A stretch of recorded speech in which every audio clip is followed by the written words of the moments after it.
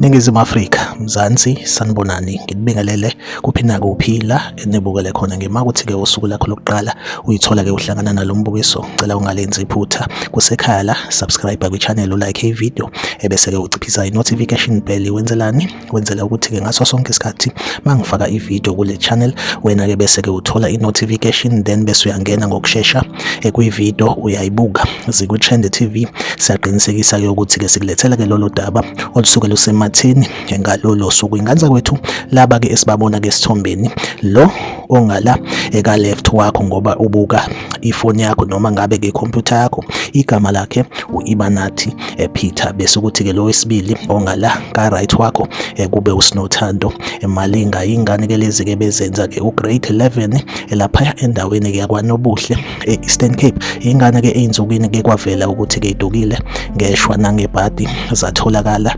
zibulewe, zishisiwe, zasha, zanqunqa. Osukwini-ke lwanamhlanje-ke kuvela-ke indaba zokuthi kunabasolwa ababili asebeboshiwe. Kuthiwa-ke le y'ngane zathathwa kade-ke zitadisha and kusolakala ukuthi-ke zadlwengulwa before zibulawe ngokushiswa. Esithembe ukuthi-ke ifamily yabo izoyithola i-justice, baboshwe abenzi bobubi. Like i-video, usubscribe kwi-channel, uphinde ucomment kwi-comment section ungitshela ukuthi wena ekuthini uphawula kwakho la kwi-Trend TV. Engizohlezi ngikhona ngulethela-ke indaba eyisematheni usuku nosuku. Asihlangabezane kwi-video elandelayo.